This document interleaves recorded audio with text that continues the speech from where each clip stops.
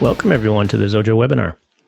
I am Paul Lefevre, the Xojo developer evangelist, and our topic this time is native iOS apps with Xojo. So making apps. You're here because you already know how to make apps, you want to make apps, you're curious about iOS, so think about some project that you do at work or home. And you're like, I wish there was an app for that. Or maybe you already make apps, but you just wish that you could make your apps more quickly than you can right now. Well, mainstream iOS development tools can be a bit frustrating for a lot of people. And if those things kind of apply to you, then we think Xojo is the solution you should be checking out. So what is Xojo? Well, it's a lot of things. It's a programming language, first of all. It is a framework, all wrapped in an integrated development environment, which commonly people will just refer to as IDE. And Xojo essentially lets you develop faster. We hear that from a lot of our current customers, how they love using Xojo because they can build the things they need quicker than they can with other tools. Xojo's free to use, so you can grab it, download it for free, try it, play around with it, make apps on your own, and you don't need to buy anything right away. And believe it or not, Xojo's been around a pretty long time, since 1998, actually. The company's been around even a few years longer than that, but the Xojo product has been around since 1998. So hasn't been making iOS apps that long, obviously, since iOS hasn't been around that long. But Xojo can do lots of other things, which I might mention at the end.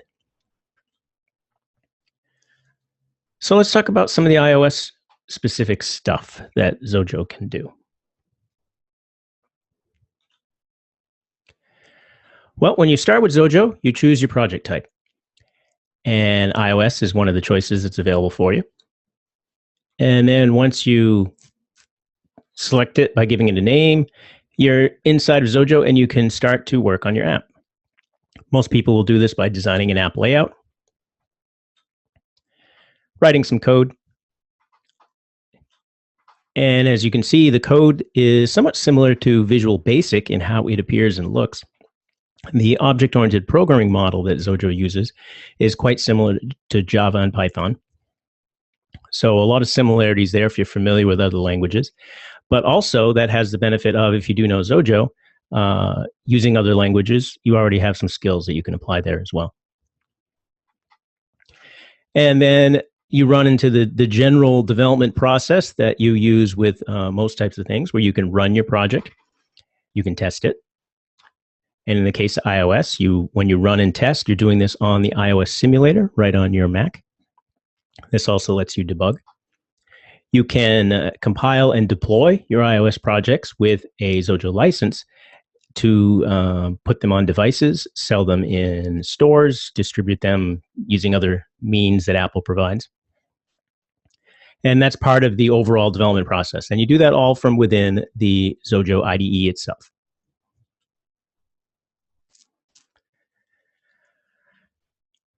And what are some of the iOS features that Xojo has? Well, first of all, Xojo makes native 64-bit apps. So these aren't, there's no runtime. There's nothing unusual about these apps. They're just standard native 64-bit apps. And technically, they're actually what's called universal binary apps. They have both the 64-bit app and the 32-bit app combined in a single app. And this is what Apple still requires right now. But the rumors are hinting that Apple's probably going to drop 32-bit support, perhaps even in the next release of iOS, which would probably be iOS 11 later this year. But Xojo's already ready for that, so that's no problem. You can see this is the library control palette that is in Xojo, and there's quite a few controls in there you can just use to drag onto your layouts and whatnot. There's buttons, segmenting controls, toolbar buttons that you can add. There are containers that let you combine a group of controls into kind of a reusable thing that you can put on different views and layouts. There's a powerful canvas control that lets you pretty much draw whatever you want on the screen. Message box, of course. For input and displaying of things, there's text field, text areas, a very powerful table control that also lets you have custom cells in it. And essentially, that allows you to use any combination of all the other controls and put them in a container and then stick them within a cell of a table. So it allows you to create some pretty slick UI. There's a date picker, a picture picker for letting you choose pictures from the phone or taking a picture. There's a sharing panel to send things to other apps, standard switch and sliders. With Xojo, you can access the location via the GPS and motion sensors to tell the way the phone is oriented and tilted and stuff like that. And of course, there's standard navigation between your screens and your views so that the user can move around between your layouts. Because generally, of course, if you're dealing with a phone, not a lot of room on there. So there tends to be more screens that people jump between rather than like with desktop type or web apps where everything's kind of on larger type layouts. Of course, you can do that with iPads as well by designing your screens to work on iPads, and that works perfectly fine with Xojo. And then auto layout support for the layout of your controls so that they can be positioned relative to each other or relative to the layout itself. So if you have a bunch of buttons that are all supposed to be aligned with each other and you reposition, say, one of the buttons, all the buttons would also reposition. This is helpful for when you're just designing your layouts, but it is particularly helpful when dealing with the different size screen devices that Apple has out there right now. And Xojo also has built-in support for SQLite for your iOS apps, so you can have a local database right on the device. So that's kind of an overview of some of the stuff that's in Xojo for iOS. So now we're just going to jump right into Xojo, take a look at it, go over a few things, look at some projects. And I want to remind people, if you have questions, you can feel free to type them into the Q&A window at any time. I'll probably answer the questions mostly at the end, but you never know. If it's more appropriate for me to jump in while I'm doing something, I can answer it then as well. So let's switch over here to Xojo. So I have Xojo running already, and what I'm going to do before we look at any existing projects, I'm just going to create a new project here. So nothing too fancy on the little project chooser, just type in a name, click OK, and you can see what we call the main Workspace Editor for Xojo. Make that a little bigger. And it has the default view, which is an iPhone type screen. And you can see it has some Chrome there to give you a feel for what it might look like. You can choose the different size iPhones if you want to work with a particular size layout. And you just kind of, like most tools, you're just going to drag stuff around here. So, you know, as you see, as I move things around, I get lines that show on the screen that help me position things.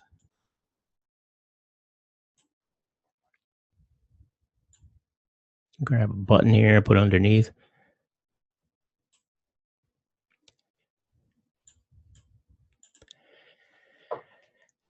We were looking at the library, which showed all the list of controls. The inspector also shows here on the right-hand side and shows you the properties for whatever happens to be selected.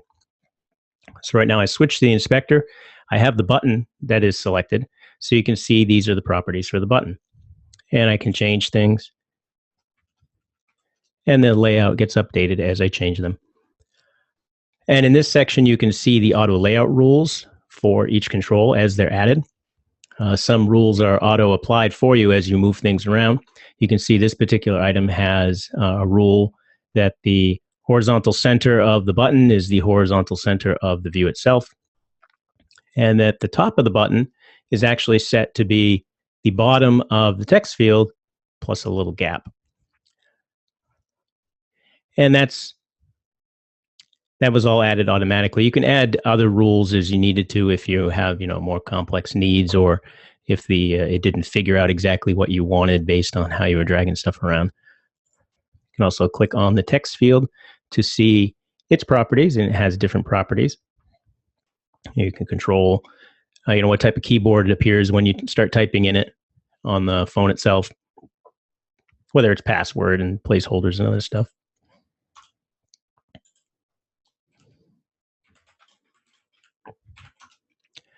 So I can do something like that. And you can also see the layout rules there. I'm going to go back to the library, and I'm going to drag another non-visual control onto the layout. This will be a message box here. And when I do that, it shows on the shelf area on the bottom.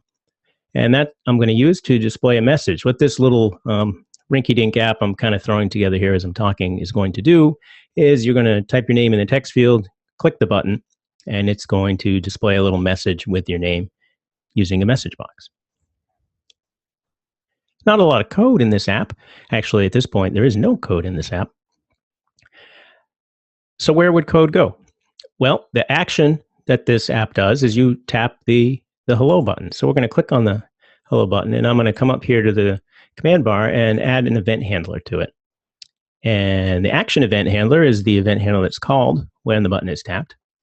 So that means this code will get run when the button is tapped.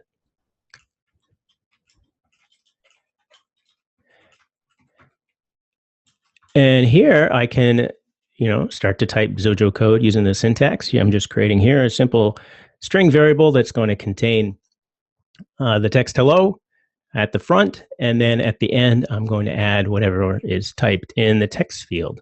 So I can use the text field's name and then access its property, and the text property contains the text that was typed into it. And then I can display that in the message box. You'll notice here in the code editor, which is where I'm typing the code, of course, as I'm typing, it kind of is auto-completing stuff to help me, so I don't have to type everything. So I started typing message box 1, and you can see after MESS in gray, the rest of the next thing appeared because it knows that that's what's available here. And I can actually just press the tab key to fill that all in, so I don't have to type it. So it makes for some fast entering of code because you technically don't have to actually type all the code. So here are just 3 simple lines of code. For the message box, I'm assigning the message to be the string or the text I just created, and then I show the message box. And I can actually just run the project, and it'll run it in the simulator. But before we do that, let's check the settings for iOS.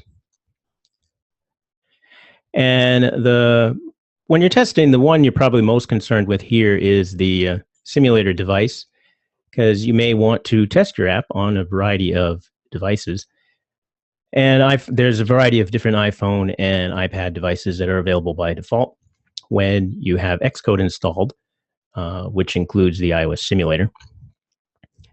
And generally, I tend to test with the iPhone 5 device because it's not super small, but it also prevents you from maybe making a layout that might only work on like an iPhone Plus or something like that.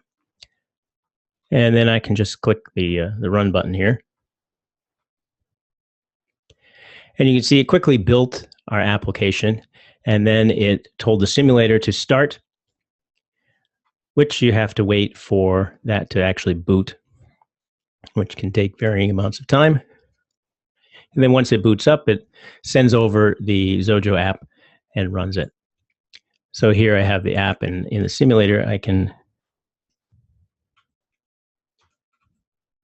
type something and then click the button, and you can see the message gets displayed. And then when you're done, you can just quit the simulator, or if you're slightly annoyed at how long it sometimes takes for the simulator to boot up every time, you can just press the stop button in the debugger, and that speeds it up a little bit because the simulator doesn't have to boot again. Xojo just sends over the app and can run it more quickly. All right, so that is a simple app. one thing I wanted to point out here on the left-hand side, which is what we call the Navigator, are various components of the project. And by default, the view is what was selected. And this is your primary layout. In the case of a phone, it is the layout that appears entirely on the phone screen. In the case of an iPad, it could be a split. So this could be the left-hand or the right-hand side of the screen. Speaking of screens, you can set those up in the screen section here, the iPhone screen. You can say what its content is. You can also specify tabs for an iPhone screen so that you could have different views that appear, and there'll be tabs across the bottom. And as the user taps on them, a different view would appear. And the iPad gives you a few options as well. You can have a split and you can have tabs. And then, of course, that's just the layout stuff. The other things you can add to the project include, of course, classes, which as you start creating more sophisticated projects, you're going to want to use normal object-oriented programming paradigms and take advantage of classes to better describe your code. You can add images and icons. You can add folders to organize how things are laid out in your project. You can add additional views, of course, and modules and all kinds of good stuff to start to have more realistic projects. So let's take a look at something else here. Let's take a look at Xojo notes. Now, this project here is a little combination to-do / note app. And I'm just going to run this quick so you can see what it looks like.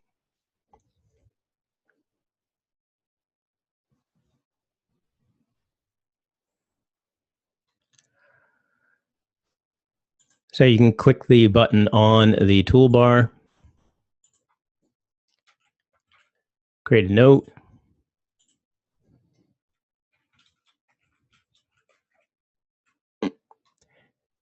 change the category, give it a different icon, go back to the main screen, and it shows in the appropriate category with its icon.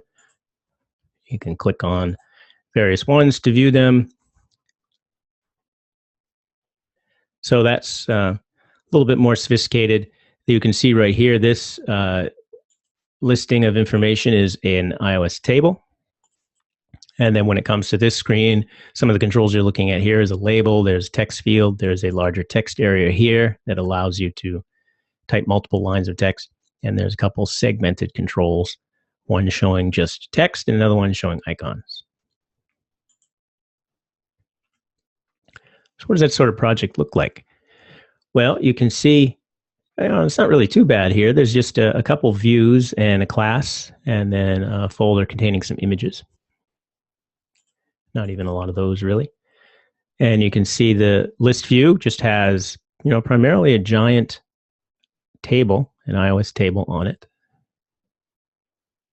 And the detail view has more stuff described on here. And you can, if you wanted to kind of get a preview, you can actually change the sizes right here in the layout editor and watch as everything resizes appropriately. And then when you're looking at a particular item here, you can see underneath that shows you the controls that are on there. You can expand the event handlers and the methods. And you can start to click on these things to see the type of code that is available. So right now, this particular thing has a line of code that's adding a toolbar button with the the standard system add, which is that little plus. And then you can see there's additional code here that checks when it's called when the toolbar button is actually pressed. And here it's doing some code to display essentially the detail view. And it has combination code here to check between whether it's running on a phone or an iPad, so that it knows whether to display an entirely new view, or in the case of the iPad app, which works as a split, just change one part of the split. So a single app here in this case would run on both iPhone and iPad, of course. The note class is nothing iOS specific. This just has some classes on here to load data from JSON files that are saved when the app starts, it you can see right here, there's a file name called notes.json, and if that exists, its data is loaded and used later to populate the table. And there's corresponding save and sorting and other stuff that's related to it.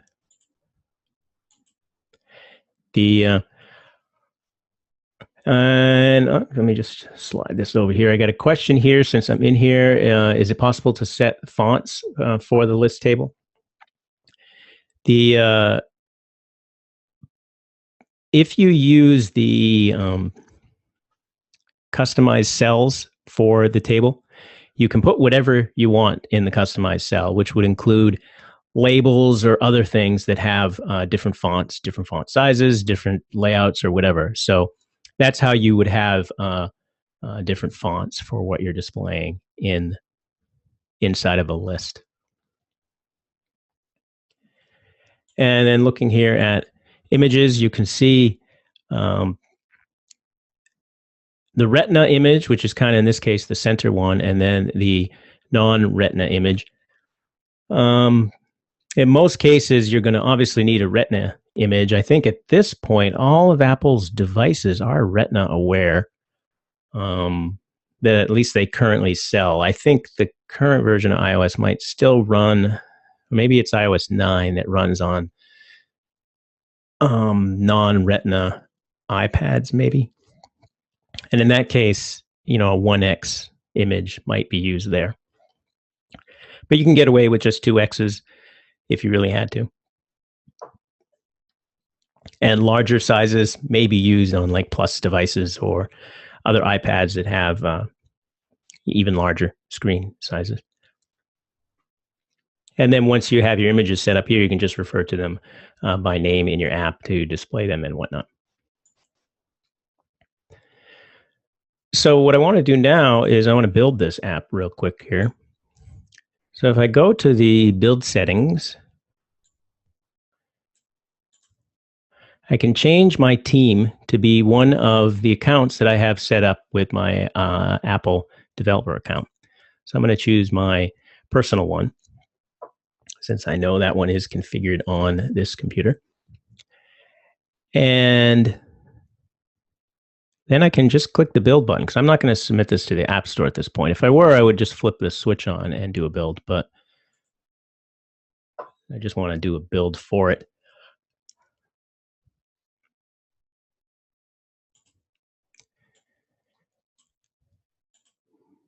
And that did a build and put the build, eventually I'll find it over here. And you can see that's the one I just built. And if I wanted to put that on my phone to test, that's a simple matter of drag and drop. So what I need to do is use Xcode. And you don't need Xcode for programming with Xojo. You really need Xcode for two purposes. One, to provide access to the iOS simulator, and two, for this devices window. And there are probably other tools that can do this as well, but I tend to like the Xcode devices window. So if you fire up Xcode, you go to Window, Devices, and that opens this window here. And then you can see I have my phone plugged in via USB. And I can just drag the app over to the section here. And that's it. That installed it on my phone. I'm going to pick up my phone here. You won't see me, but I'm picking it up. And yeah, I see it on the screen. So I think I can actually share this. So I'm going to try this real quick. You have my phone hopefully being seen here on the screen. And you can see the Xojo Notes build that I just copied over is right here in the bottom.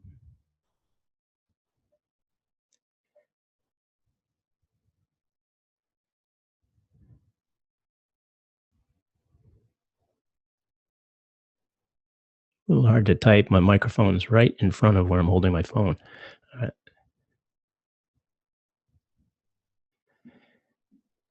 And I can... So you can see how that transferred over works as you would expect. Now that was easy because I had already signed up for an Apple developer account, and had followed the detailed steps that are available in the Xojo Dev Center to make sure that you have your specific things that Apple requires all configured on your Mac. And that includes creating the appropriate certificate for signing the app, the provisioning profiles, which allows it to run on the appropriate devices, and bundle identifiers and that sort of stuff. It's kind of a one-time setup, really. Probably, if you go through the steps, might take you 15 minutes or so to go to Apple's site and make sure everything's set up properly, and then hook it all up in Xcode and on your devices. But once you do that, you don't really have to worry about it. You just do what I did here, a build and a drag and drop, which is nice and fast and easy for testing. All right, let's take a look at a couple other apps here before we take any open questions that people might have. All right, so I want to bring up Xojo Draw real quick.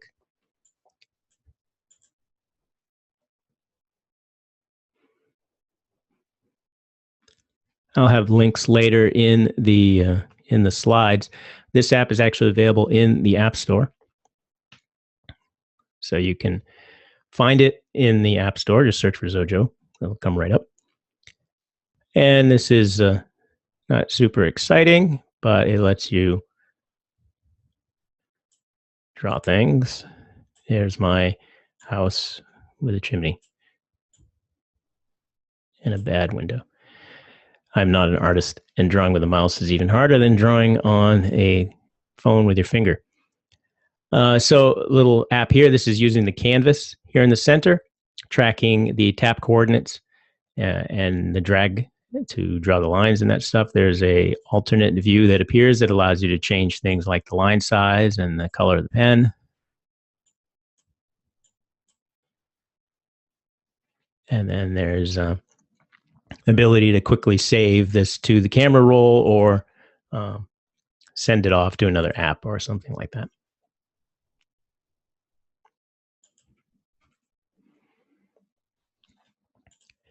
And that is Xojo Draw. You can see this has about 3 views, some additional graphics that are displayed, but pretty much, it's self-contained in the 3 views.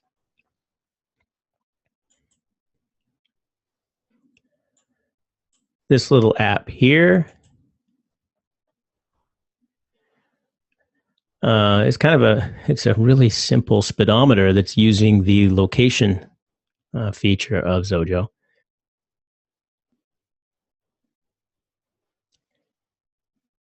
And this brings up something about the iOS simulator. You can see right now it's showing that I am traveling 75 kilometers per hour, 50 miles per hour, and I'm actually not.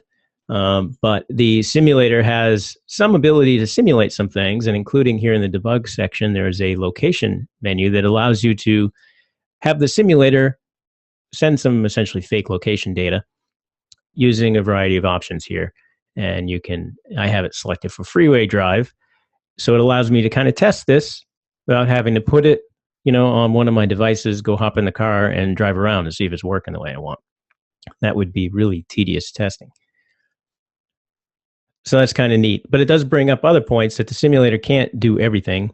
And it can't really test motion in the simulator, as you can't really move this thing around. And there's probably other features in the simulator that escape me at the moment, but the simulator obviously is a simulation of a real device. It can't quite test everything.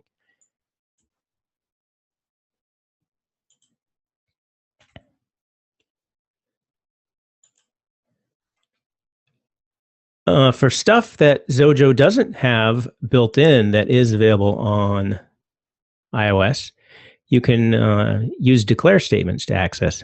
So here, this project here will speak the text that's typed in the text area here. And Xojo does not have a built-in speak capability on iOS. But you can see it's possible to directly call into, because Xojo apps are native apps, you can directly call into Cocoa frameworks to call things that you need to access. Doing this does often point out how complicated some of the Cocoa frameworks are and why people often prefer to use a tool like Xojo because figuring these out can sometimes be a pain. But often you may find that someone else already figured it out for you, or it's an interesting exercise for you to play around with. So you can see here, this is the declare statements that are needed to actually speak. And if we run this here,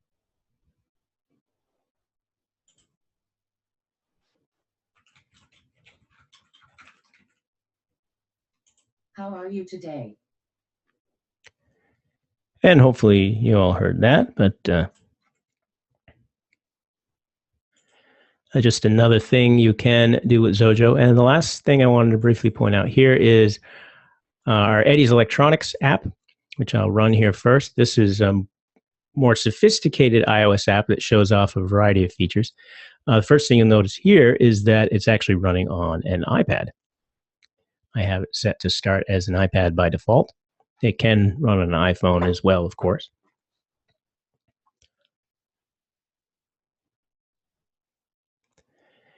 And right now it's on an iPad in portrait mode.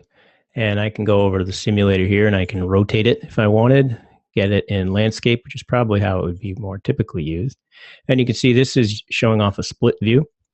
So I have a view here, that's the list, shown here on the left-hand side. And then the other view, the customer details, shown on the right-hand side. And as I click on various items in the list, the right-hand side gets updated. There's a toolbar button at the bottom that I can click that also pushes a new view on top that shows, in this case, the invoices for that customer. And the navigation controls all work within this area here so that it stays isolated. And then here, this button here will slide a modal view down that is a graph drawn using a canvas.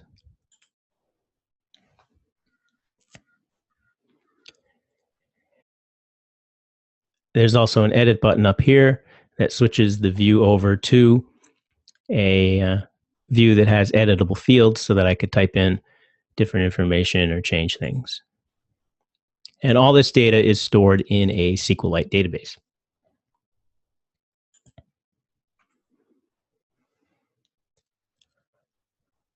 And you can see just by looking at this project here in the Navigator, there's quite a few more things that are involved, quite a few more views for the various components, more classes that are tracking things.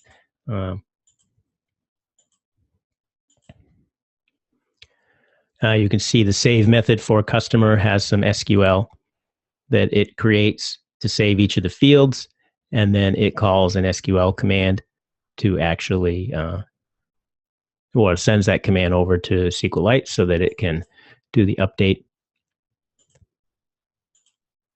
This is a great project to kind of dig around in. You can see the code here that's looking for the existing database in the documents folder and setting up a connection to it, displaying an alert if that database isn't found for some reason.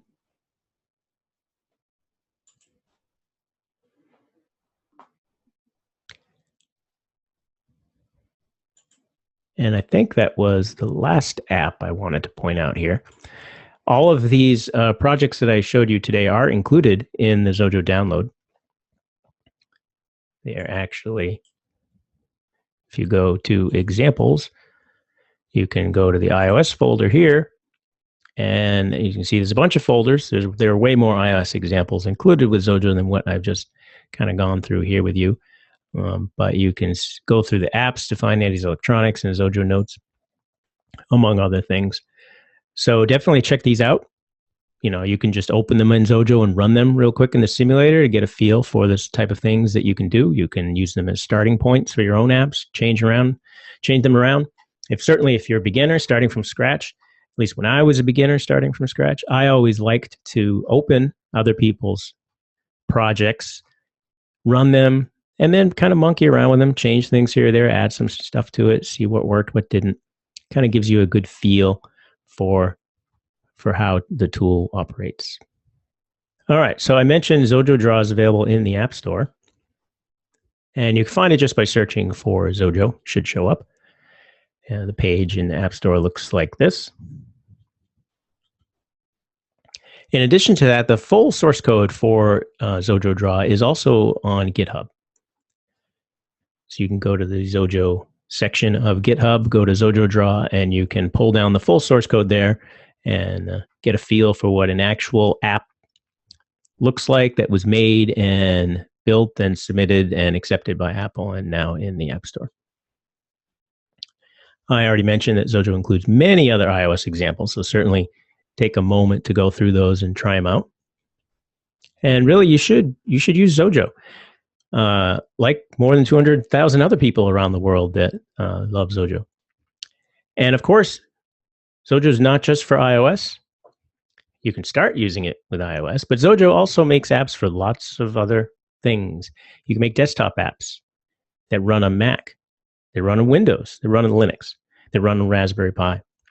You can make web apps that run on pretty much any type of server you can imagine, including Mac, Linux, Windows servers. You can even use a Raspberry Pi as a small home server if you wanted. And Xojo makes console apps. If you have to write background apps for your work to, connect to a service to do something, you can create a Windows service. You can do the same thing with Linux and Mac, of course. And as I mentioned at the top of the webinar, Xojo just lets you develop faster. Its programming language is more approachable for most people. The framework's more focused and simpler and easier for people to get up to speed with. And it allows you to focus on making your apps and not fighting with the frameworks or the tools or any of that stuff. I also mentioned Xojo is free to use. You can download it and get started playing around, learning, testing things in a simulator, all that fun stuff.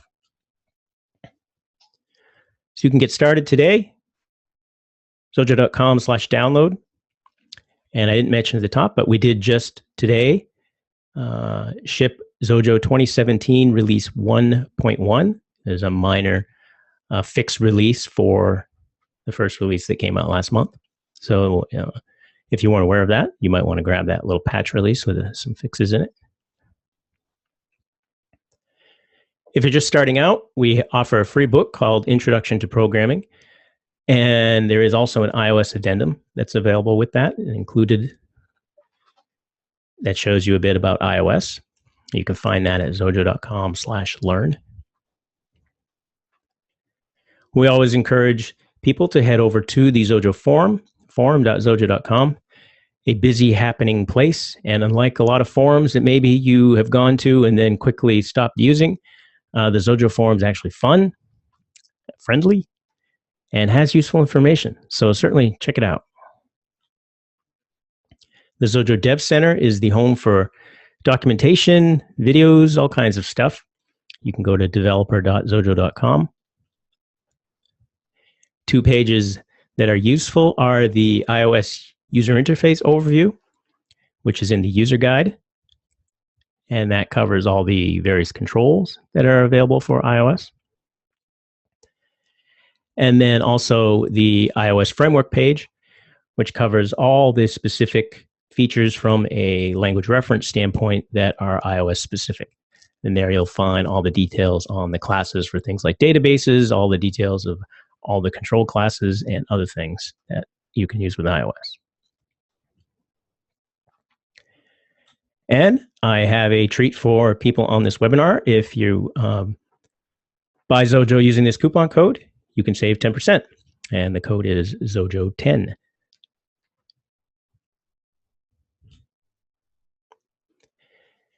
If you have other questions, I again remind you to hit me up, paul@xojo.com. Thanks everyone for attending. Have a great day.